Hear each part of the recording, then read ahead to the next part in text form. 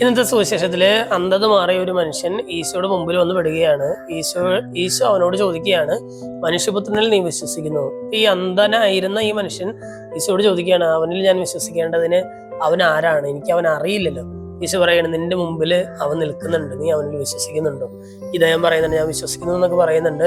നമ്മളൊന്ന് ആലോചിച്ച് നോക്കിയേ, ഈശോയുടെ മുമ്പിൽ ഒരാൾ നിന്നിട്ട് ഈശോയോട് പറയുകയാണ്, ഈശോ ആരാണെന്ന് എനിക്ക് അറിയില്ല, രക്ഷകൻ ആരാണെന്ന് എനിക്ക് അറിയില്ല എന്ന് പറഞ്ഞാൽ, എനിക്ക് തോന്നുന്നു പലപ്പോഴും നമ്മുടെ ഇടയിൽ, വിശ്വാസികളുടെ ഇടയിൽ ഈ ഒരു പ്രശ്നം വരുന്നുണ്ടെന്ന് തോന്നുന്നുണ്ട്. നമ്മുടെ മുമ്പിൽ ഈശോ ഉണ്ട്, പക്ഷെ ഈശോയുടെ മഹത്വം തിരിച്ചറിയാനായിട്ട്, ഈശോയാണ് എൻ്റെ രക്ഷകൻ എന്ന് തിരിച്ചറിയാനായിട്ട് നമുക്ക് സാധിക്കാതെ പോകുന്നു.